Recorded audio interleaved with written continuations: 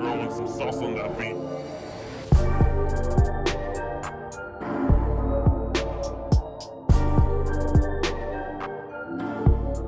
So this is a piano sound that I'm going to start with, but I'm going to manipulate it a bit. So, oh, that's loud. Do we want to turn that down? Yeah, it's cool. So that's our piano sound. Not happy with how that's going to be for now, so I'm going to jump over to my mixer and I'm going to do a little bit of manipulation. This is something I've thought about today, but I've never tried before, so I'm going to give it a go, and that is creating a delay loop that is going to in turn distort the sound a little bit more every time it runs through. So I'm going to show you what I'm going to do here. So I've run that piano into its own auxiliary, which I'm going to name piano delay. Oh shit, I can't spell. And then from there, I'm going to crank a H delay on there.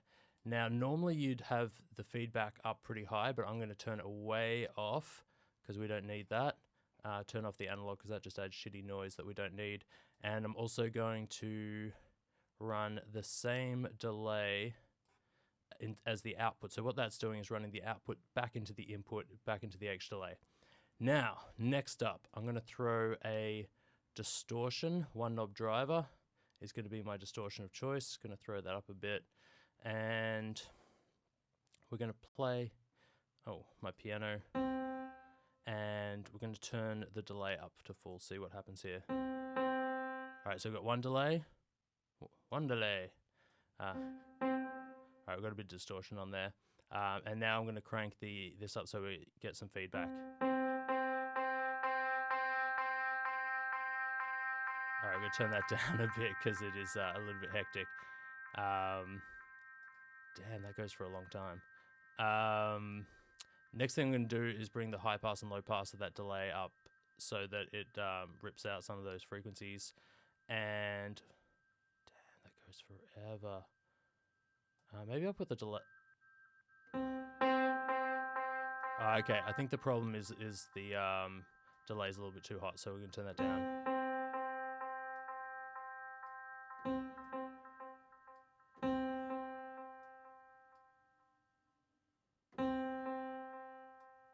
All right, turn that up a bit. And going to turn the distortion up a bit. Turn that down.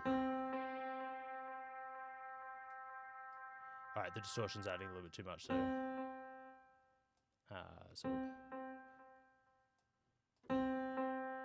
cool.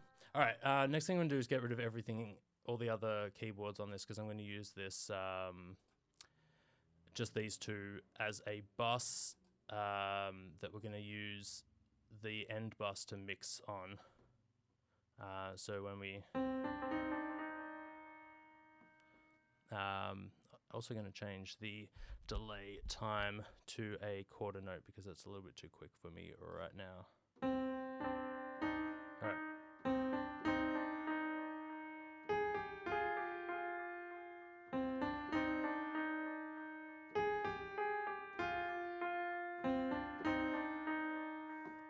Now that is a cool sounding riff already, so I'm going to go with that.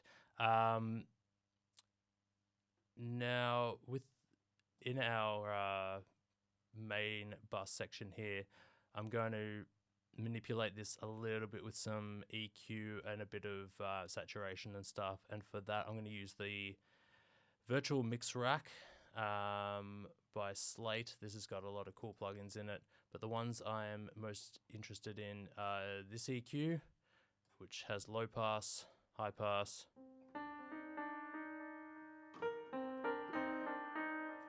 and also I can rip out some of that high end, which,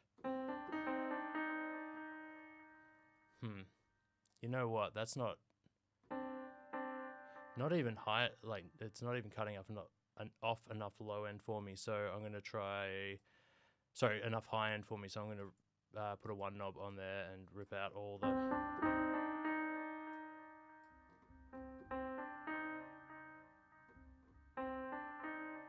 Whoa. All right, something's happened here. Oh, I know what's happened. My distortion isn't running out the same bus. You got to make sure everything's... That's right.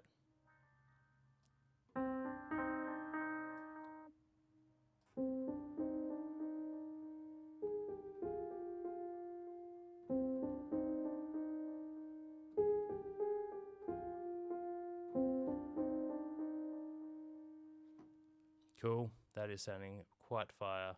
I do want to just bump up that distortion a little bit more. Yeah, it's cool.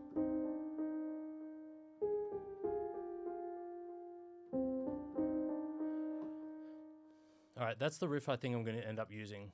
I kind of like it. I'm going to push that a little bit higher.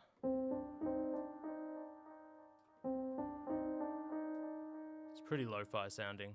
And finally, I'm going to add a bunch of reverb to this because it's a little bit dry.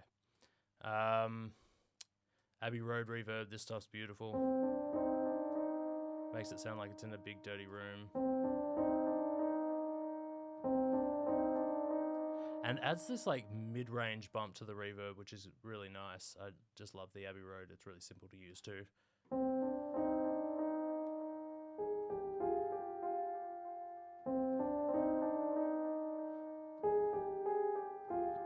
Cool. I like where we're at now, so I'm going to jump back into here and... oh, I've made a whole bunch of shitty channels here, so I'm going to get rid of those. And we're just going to record a track of this through a couple of times to get our riff happening. So here we go.